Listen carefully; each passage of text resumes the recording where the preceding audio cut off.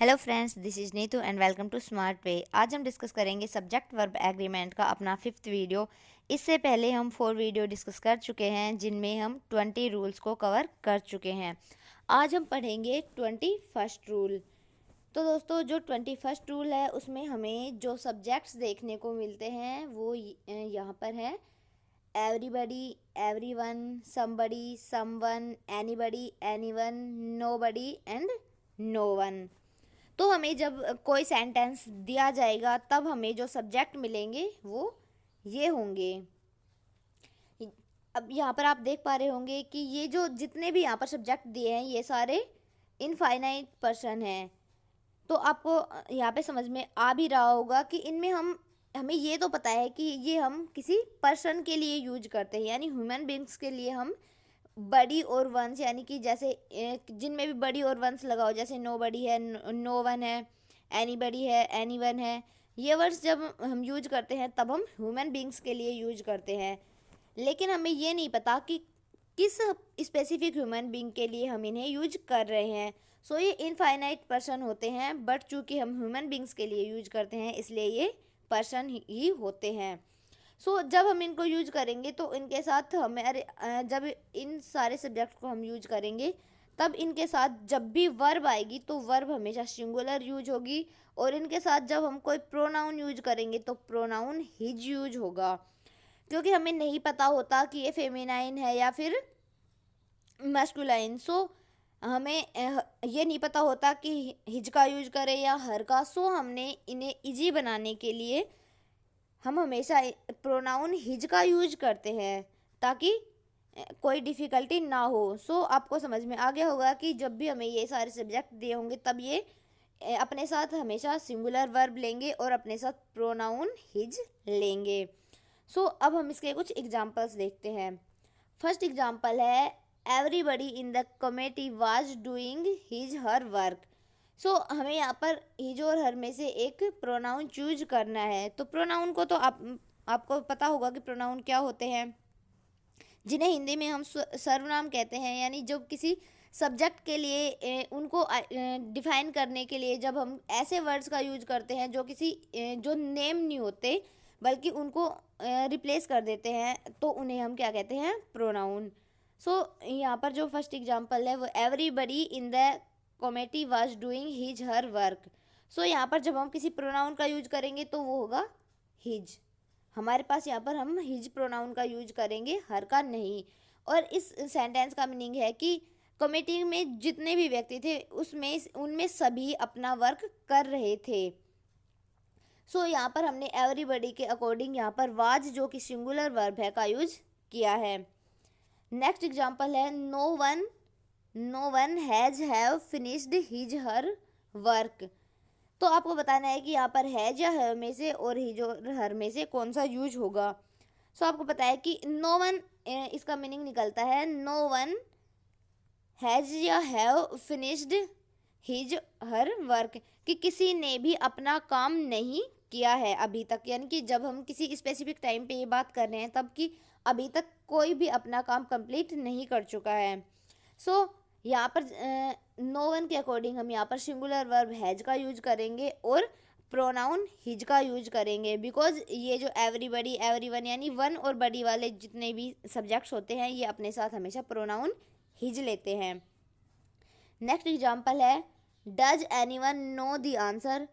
ये एक क्वेश्चन है कि क्या सबको आंसर पता है, या कोई भी एक टीचर है जो आंसर पूछ रहा है कि क्या कोई है जो आंसर जानता है, यानी does anyone know the answer. यहाँ पर एनीवन के अकॉर्डिंग हमने यहाँ पर डज, जो कि सिंगुलर वर्ब है, का यूज किया है। आपके लिए यहाँ पर एक क्वेश्चन है: no one can replace anybody because everyone is are unique. ये आपके लिए क्वेश्चन है, इसका आंसर आपको कमेंट बॉक्स में नीचे लिखना है कि यहाँ पर हम इज और आर में से कौन सी हेल्पिंग वर्ब यूज करेंगे। यहाँ पर इसका जो मीनिंग है वो निकलता है कि कोई भी किसी को रिप्लेस नहीं कर सकता, because everyone is are unique, क्योंकि जो प्रत्येक व्यक्ति है, जो यानी कि हर एक व्यक्ति अपने आप में यूनिक है। बढ़ते हैं अब हम अपने नेक्स्ट रूल की तरफ। नेक्स्ट 22 हमारा रूल है: एवरीथिंग, इसमें हम देखेंगे कि यहाँ पर हमें ये जो 4 सब्जेक्ट हमें दिए हैं मेनली ये देखने को मिलते हैं। इनमें फर्स्ट है एवरीथिंग, सेकंड है एनीथिंग, नथिंग एंड समथिंग। तो वहाँ पर जब हमने 21st रूल देखा था उसमें हम everybody, everyone, anything, anybody, anyone, nobody, no one, somebody और समवन का यूज कर रहे थे, बिकॉज वहाँ पर वो जो वर्ड्स थे वो किसी पर्सन के लिए यानी किसी ह्यूमन बींग्स के लिए यूज हो रहे थे। बट यहाँ पर हमने थिंग यूज किया है, और आपको पता है कि थिंग हम ऑब्जेक्ट के लिए यूज करते हैं। तो ये जितने भी सब्जेक्ट यहाँ पर दिए हैं ये सारे किसी ऑब्जेक्ट के लिए यूज होंगे, यानी ये सारे ऑब्जेक्ट्स के लिए यूज होते हैं। सो ये भी अपने साथ में हमेशा सिंगुलर वर्ब लेते हैं, लेकिन चूंकि ये ऑब्जेक्ट्स हैं सो हम इन्हें हिज और हर से रिप्लेस नहीं कर सकते, तो इनके साथ जो प्रोनाउन होगा यूज होगा वो होगा इट्स। सो उम्मीद करती हूँ कि आपको उनमें और इनमें फ़र्क समझ में आया है कि इनमें जब हम थिंक का यूज करते हैं तब हम किसी ऑब्जेक्ट के लिए थिंक का यूज करते हैं, जबकि उनमें हम बडी और वन का यूज कर रहे थे जो किसी हम पर्सन के लिए करते हैं। अब हम बढ़ते हैं इसके एग्जाम्पल्स की तरफ। फर्स्ट एग्जाम्पल है something is hard but nothing is impossible, कि कुछ चीज़ें हैं जो मुश्किल होती है लेकिन कोई भी चीज़ यानी कि कोई भी ऐसा काम नहीं है जो इम्पॉसिबल है। सो हमने यहाँ पर नथिंग के अकॉर्डिंग इज यूज किया है और समथिंग के अकॉर्डिंग भी यहाँ पर हमने इज यूज किया है, बिकॉज ये अपने साथ हमेशा सिंगुलर वर्ब लेते हैं। नेक्स्ट एग्जाम्पल है everything takes time to starting, कि जब हम कोई भी काम स्टार्ट करते हैं तो उस काम को शुरू करने में हमेशा टाइम लगता है, यानी कि स्टार्टिंग में कोई भी काम हो वो हमेशा टाइम लेता है। सो आपको यहाँ पर समझ में आ रहा है कि ये आपके लिए एक मोटिवेशन भी हो सकता है, आप इसे मोटिवेशन के तौर पर भी ले सकते हैं कि जब आप कोई काम शुरू कर रहे हैं या फिर किसी चीज़ की तैयारी शुरू कर रहे हैं तो हाँ वो स्टार्टिंग में थोड़ी हार्ड होगी और थोड़ा टाइम भी लेगी, बट सब कुछ पॉसिबल है, जैसा कि हमने फर्स्ट वाले सेंटेंस में देखा था। तो यहाँ पर भी हमने एवरीथिंग के अकॉर्डिंग टेक्स का यूज किया है। यहाँ पर प्रेजेंट इंडेफिनिट टेंस होने के कारण यहाँ पर हमने डज डू का यूज तो नहीं किया है, बिकॉज यहाँ पर जो वर्ब की फर्स्ट फॉर्म होती है उसमें हम एस या ई एस का यूज करते हैं अगर हम सिंगुलर बनाते हैं तो। सो हमने यहाँ पर एवरीथिंग के अकॉर्डिंग टेक में एस लगाकर इसे सिंगुलर वर्ब बना दिया है। नेक्स्ट एग्जाम्पल है you can do anything that you want, कि आप वो सब कुछ कर सकते हैं जो आप चाहते हैं, यानी कि कोई भी काम आप कर सकते हैं जो भी आप करना चाहें, बशर्ते कि उसके लिए आपकी विल पावर मजबूत होनी चाहिए, आपको उसके लिए आपके अंदर पैशन होना चाहिए। सो यहाँ पे हमने एनीथिंग के अकॉर्डिंग किसका यूज किया है। सो आप यहाँ पे देखेंगे कि यहाँ पर हमने एनीथिंग के अकॉर्डिंग कोई भी वर्ब यूज नहीं की है। यहाँ पर जो हमने जो डू यूज किया है ये एक वर्ब है, ओनली क्या है वर्ब, जो कि कैन के साथ ये वर्ब की फर्स्ट फॉर्म हमेशा यूज होती है। सो आप यहाँ पर देखेंगे कि यहाँ पर जो है एनीथिंग यहाँ पर सब्जेक्ट नहीं है। कई बार हम किसी सेंटेंस में एनीथिंग, समथिंग, नथिंग ऐसा कुछ देख के हम सोचते हैं कि ये ही सब्जेक्ट है, बट यहाँ पर आपको समझ में आ गया होगा कि एनीथिंग है वो सब्जेक्ट नहीं है, यहाँ पर जो सब्जेक्ट है वो है यू।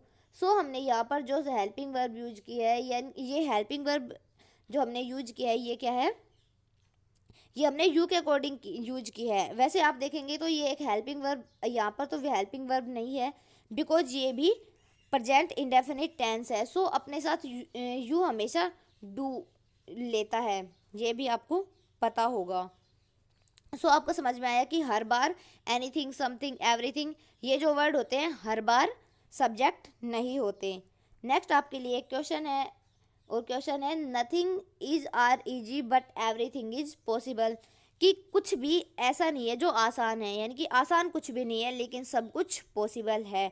सो आपको बताना है कि यहाँ पर इज और आर में से कौन सी हेल्पिंग वर्ब यूज होगी। इसका आंसर आपको नीचे कमेंट बॉक्स में देना है। नेक्स्ट हम बढ़ते हैं 23 रूल की तरफ।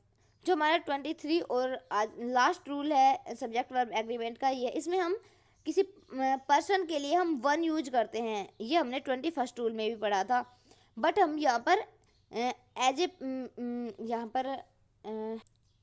यहाँ पर हम जब वन यूज करते हैं किसी सेंटेंस में तब हम वन को किसी पर्सन के लिए यूज करते हैं, और जब भी यहाँ पर हम प्रोनाउन यूज करते हैं वन का यूज हम कई बार एज ए प्रोनाउन भी करते हैं। तो यहाँ पर भी जो सेंटेंस होगा उसमें इसे हम जब एज ए प्रोनाउन यूज करेंगे तब हम यहाँ पर इसके साथ प्रोनाउन वंस का यूज करेंगे, और ये वन है वो पर्सन के लिए यानी किसी ह्यूमन बीइंग के लिए यूज होता है। तो यहाँ पर जब हम वर्ब यूज करेंगे तो वर्ब यहाँ पर भी सिंगुलर यूज होगी, बट जो प्रोनाउन होगा वो वंस होगा। सो ये वन है, ये भी ऑब्जेक्ट के ये सॉरी यहाँ पर ये ऑब्जेक्ट गलत लिखा है, ये ऑब्जेक्ट के लिए यूज नहीं होती। जो वन यूज होता है वो किसी पर्सन के लिए, किसी ह्यूमन बीइंग के लिए यूज होता है। अब हम देखते हैं इसके एग्जाम्पल्स। यहाँ पर जो हमारा फर्स्ट एग्जाम्पल है वो है one has have to do all his her one's work.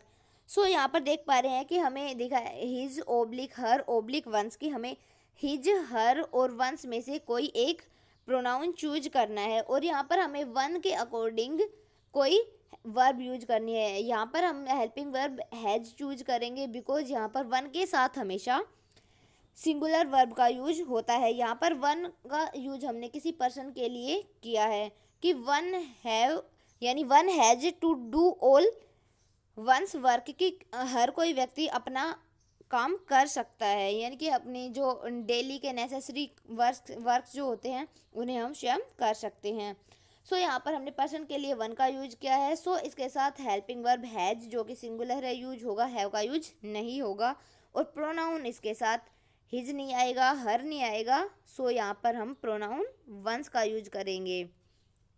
Next example है one should be smiling in one's world, कि अपनी दुनिया में हर एक व्यक्ति को मुस्कुराना चाहिए, यानी अपनी दुनिया में हर एक व्यक्ति मुस्कुराता हुआ होना चाहिए।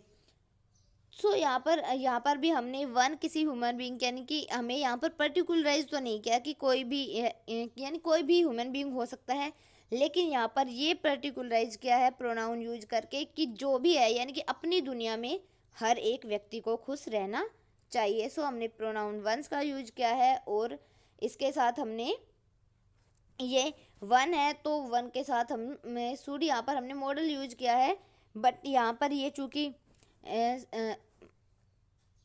ये प्रेजेंट इंडेफिनिट टेंस है तो यहाँ पर हम हेल्पिंग वर्ब का यूज नहीं करते, यहाँ पर हम यूज करते हैं ये वर्ब की सिंगुलर फॉर्म। सो यहाँ पर हमने बी को सिंगुलर फॉर्म के लिए यूज किया है। सो दोस्तों यहाँ पर आपके लिए क्वेश्चन है, और क्वेश्चन है one have to have a goal in our country, कि हमारे देश में प्रत्येक व्यक्ति के पास एक गोल होना चाहिए। सो आपको इस क्वेश्चन में फाइंड आउट करना है कि क्या मिस्टेक हमने की है। सो आपको कमेंट बॉक्स में बताना है कि इस पूरे सेंटेंस में यानी कि जो आपका क्वेश्चन है इसमें कहाँ कौन सी मिस्टेक है, और जो मिस्टेकन जो वर्ड है जो स्पेल्ड है उसको आपको लिख के बताना है कमेंट बॉक्स में कि उसकी जगह कौन सा वर्ड यूज होगा, यानी कि कौन सी जहाँ पर भी मिस्टेक है वहाँ पर क्या यूज होगा। सो दोस्तों आज हमारा जो सब्जेक्ट वर्ब एग्रीमेंट का लास्ट वीडियो था। सो ये हमने सब्जेक्ट वर्ब एग्रीमेंट को कंप्लीट कर लिया है। उम्मीद करती हूँ कि आपको पूरे 23 रूल्स समझ में आए हैं। अगर आपको कोई भी रूल समझने में कोई दिक्कत है तो आप कमेंट बॉक्स में पूछ सकते हैं, मैं सभी का आंसर देती हूँ। सो दोस्तों उम्मीद करती हूँ आपको ये सारी चीज़ें समझ में आई है। तो finally thanks for watching and B smiling. मिलते हैं अपने नेक्स्ट वीडियो में, तब तक के लिए टेक केयर। जय हिंद, जय भारत।